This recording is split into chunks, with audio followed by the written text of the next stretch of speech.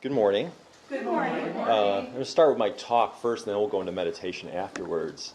So, I wanted to share a story, and some of you might have realized this. I may have mentioned it before in other talks, but one of the industries I worked in was banking, and I worked in all different environments in the bank, in the retail bank. Went through management training, worked in risk management and corporate. And the thing is, no matter what position you have in a bank, everyone goes through bank robbery response training. Because you never know even if you work in the corporate office, if you're out visiting a branch at some point, there could be a bank robbery. So it's actually a requirement that everybody be trained in bank robbery response. And one of the things they teach you in this training as employees is that should there be a bank robbery, you basically learn what to do and what not to do, mostly what not to do. Don't tackle the robber, for instance. And what they also teach you to do is that once the situation is over, that any of the customers who were there, who were obviously witness to it, you keep them apart from one another, because you don't want people sharing their stories. Because when the police come in and start questioning the witnesses, they want to talk to everybody individually about their experience without having that experience be cross-tainted, if you will, by the stories of everyone else. Because each witness story will vary. So even though there's the truth of this event, everyone interprets it and experiences it differently. So every mindset, each one of our mindsets influences each of our experiences. And each of those experiences influences each of our stories. So in the example of this bank robbery response training, what you learn is that certain people, like if they're really anxious about the event, and rightfully so, they're going to tend to be just more about, they're going to remember not very much. It's going to be about what do I do to protect myself in the moment, and they may not remember a lot of detail, if any. And then you might have more vengeful or angry types of people. They might describe the bank robber as being like this ruthless, monstrous individual. And then if you have someone who's more calm or poised, they actually might be able to sense that bank robber was somebody who him or herself was afraid and was nervous the whole time. So everyone's experience and interpretation changes based on our mindset. So specifically a story of the bank that I can share with you that's somewhat related to this was I was going through a management training rotation at a retail bank, and so I was going through the bank manager rotation part of this training, and there were two assistant managers on duty this one day, me and a woman who I'll call Maria. I don't remember her name at this point, but just to be able to reference her, I'll call her Maria. And we were two very different types of personalities. It's like Maria was the type who took no prisoners. And I was the type just a little bit more, as you experienced me here, just kind of like, all right, let's just be in the experience and be poised and calm and present. And there's no right or wrong to either of our personalities. We are who we are. But Maria definitely was not somebody you wanted to mess with.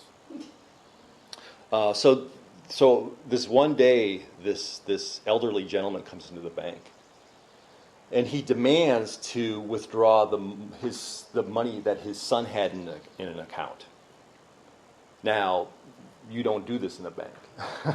Unless you're an owner of an account, you can't withdraw somebody else's money, even if they're a member of your family. Right. The only way you can do that is if there are papers that you have that basically grant you access to the account. So the situation was this man's son had died, and the father was coming in and basically demanding to take the money out. He goes, "My son's dead. This is now my money. I want to take it out." And to complicate this a little further, this gentleman's first language was not English. So he's trying to communicate, and I'm sort of getting the gist of it as the more the situation goes on. And he was he was just angry and just really vigilant, wanting to get this money out. And I told him, "Sir, we can't do that." I mean, as best I could, I explained to him that he needed to have more information, more paperwork in order to do it. And then we would be happy to do it. But as it stands right now in this moment, I couldn't help you. So he continues to get angrier. His voice is getting higher and higher, louder and louder. And then out of the corner of my eye, I see Maria, who's just sort of like flabbergasted, because I'm handling this customer at the time. So Maria's not intervening, but I could see like her blood is boiling. And so, but I'm with him, and I'm obviously, or maybe not so obviously, handling this customer.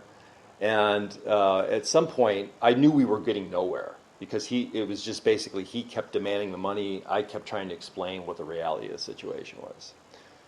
So eventually, I just kind of look over at Maria and I say 911.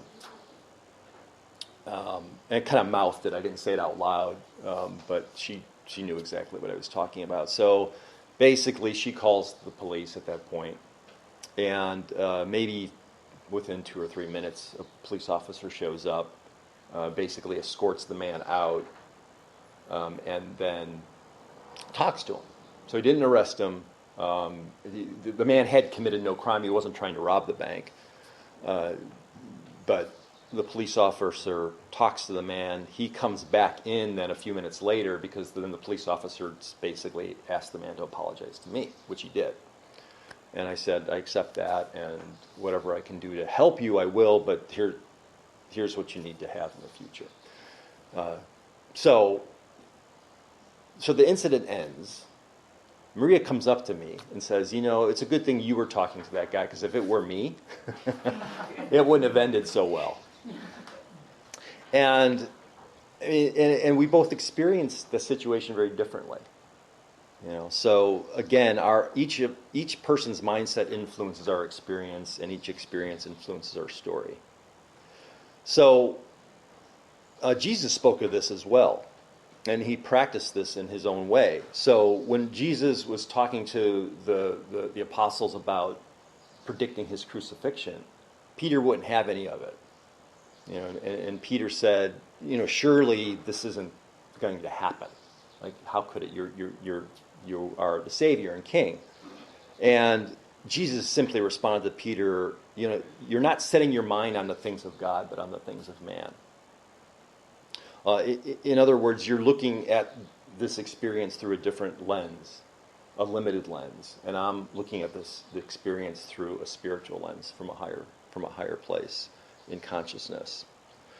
And this all means, regardless of whether you're Jesus or Peter or you're Stephen or you're Maria, we're all spiritual beings having a human experience, which is a phrase we've all heard before.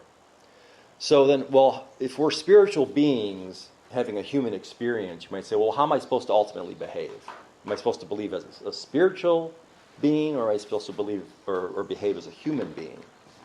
And do we believe that things happen to us, or do we influence what happens? And I would say, as spiritual beings having this human experience, the answer is both.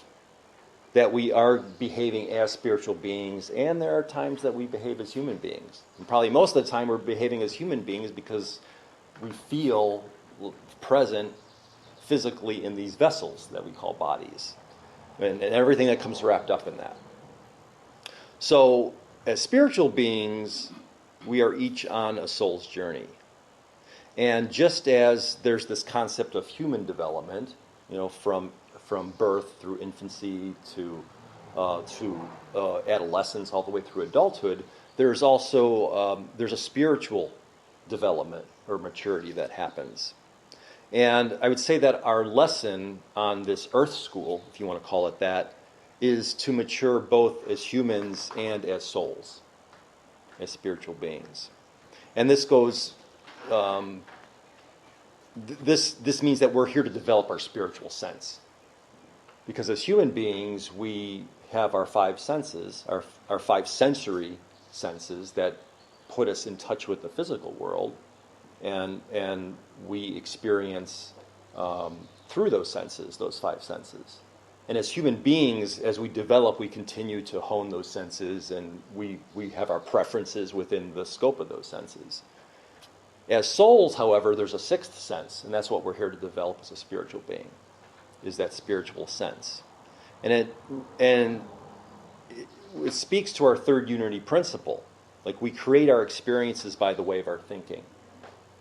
And I would take that a little bit further to say we create our experiences not only by the way of our thinking, but through the development of our spiritual sense. Now, for instance, I go back to that bank situation and that angry man that came in demanding the money. I mean, as a human being in that situation, I really felt helpless, uncomfortable. I had no idea really what to do other than just to be present. And as a spiritual being, I was able just to have compassion and see that man just as somebody who, one, forgive him for not understanding how the system works, and then two, just, it's nothing personal.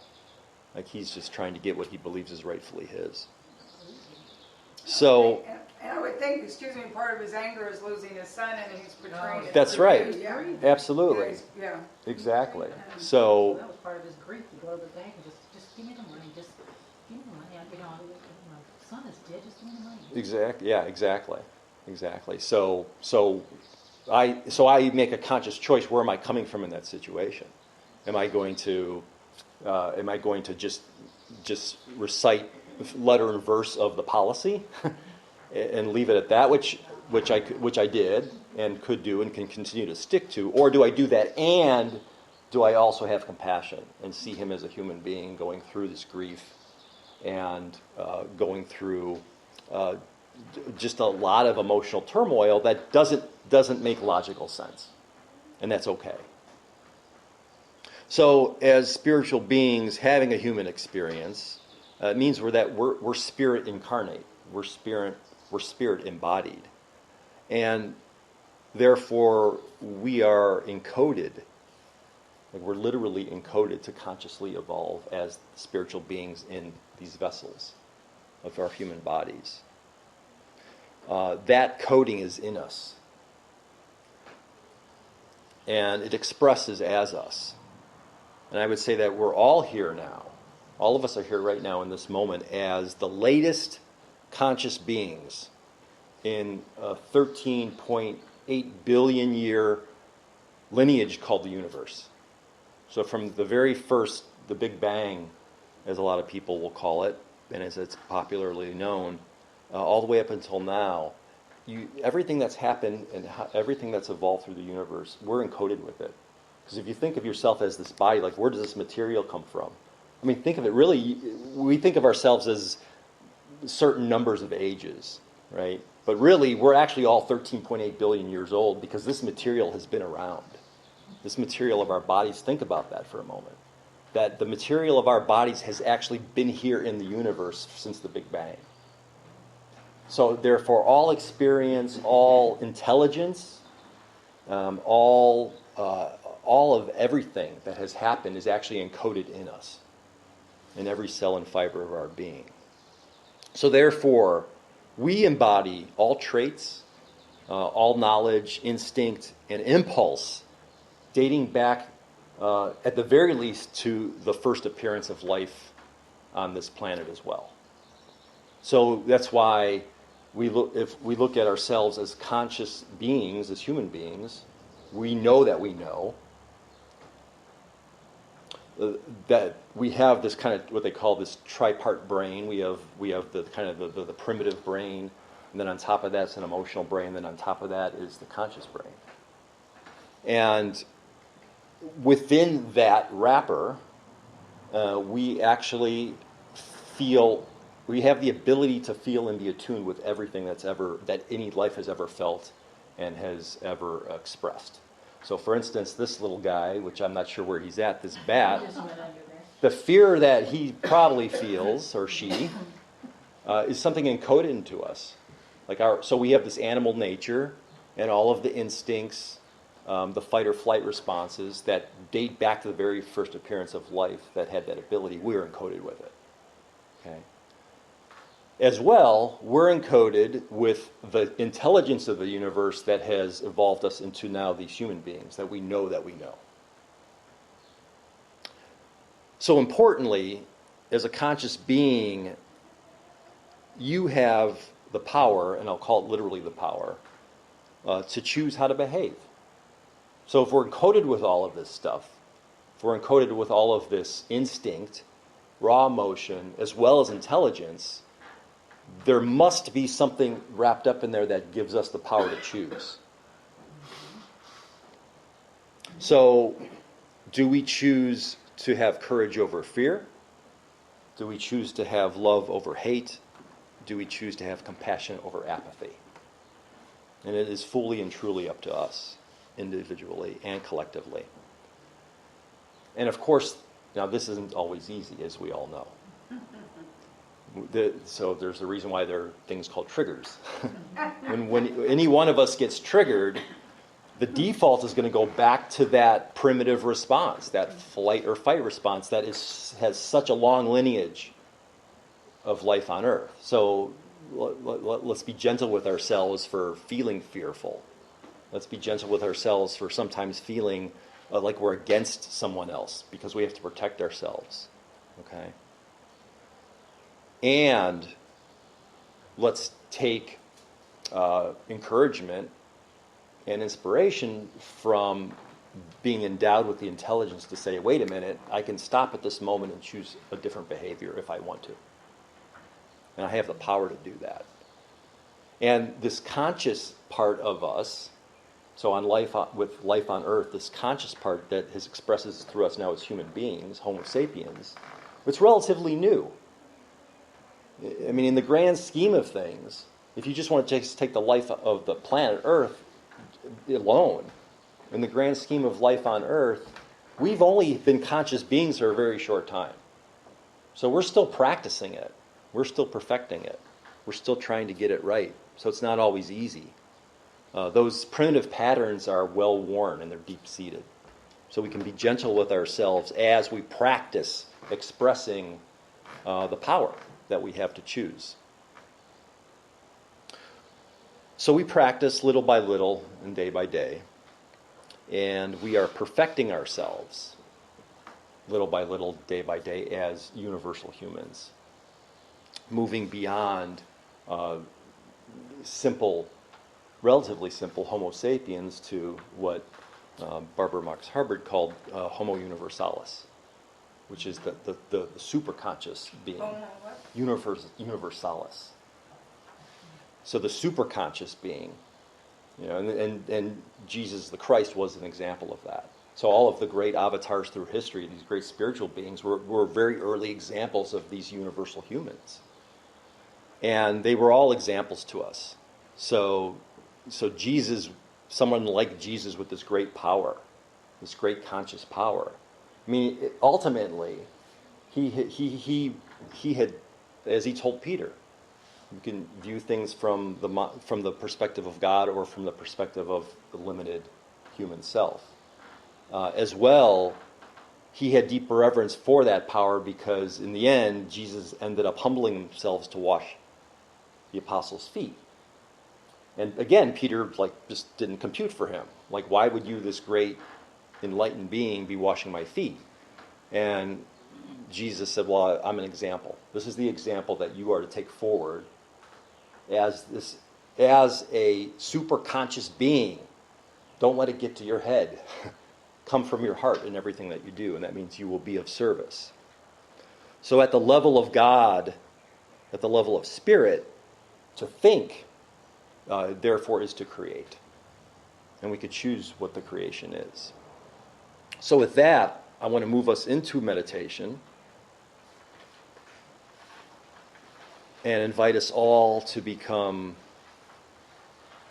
still, agreeing to be fully present and aware in this moment. And just take a nice deep breath in. As you do that, feel the gravity of the earth just holding you on this spot where you're seated.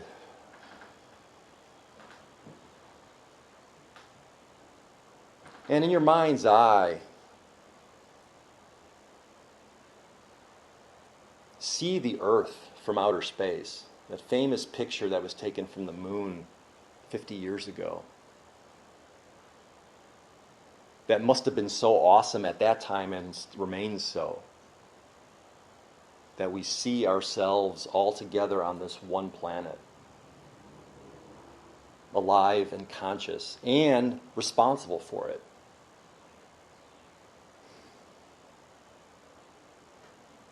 And then in your mind's eye, just continue to expand that vision outward. You see the solar system with all the planets rotating around the sun. And continue to expand your vision, seeing the Milky Way galaxy. And just conceptualize for a moment that little tiny speck that we are, that we occupy within this huge galaxy. And then in your mind's eye, continue to expand your vision and just see an abundance of galaxies, too numerous to count.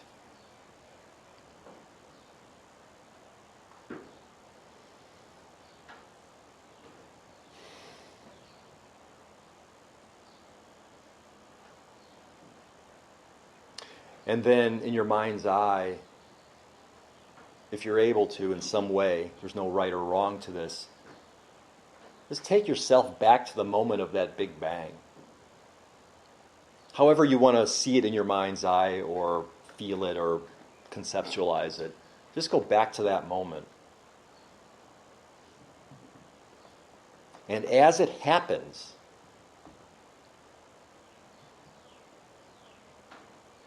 just consciously connect yourself back to that moment. And on your next inhale, breathe in the awareness of all the full total sum of the experience of the universe into your being, where it's already encoded.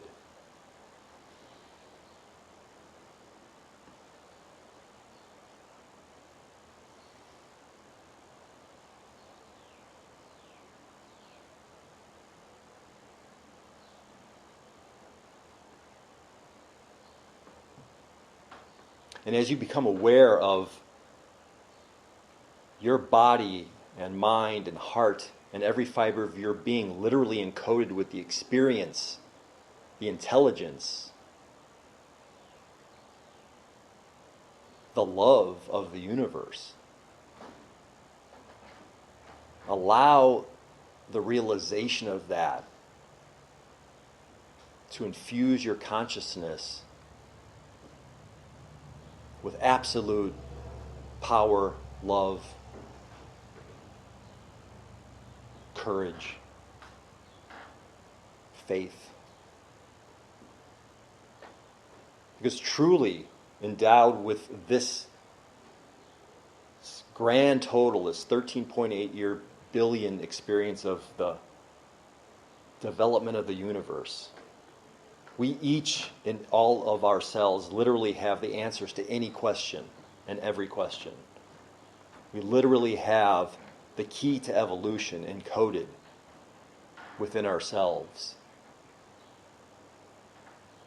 So there is no problem, there is no strife that is insurmountable or impossible to resolve. Because as the universe has proven for 13.8 billion years, evolution is inevitable. And we are endowed with the power, the intelligence, and the impulse to evolve as well and contribute to the evolution of humanity, of life on earth, and indeed of the universe. So let us take this as the truth for a few moments and meditate upon it in the silence.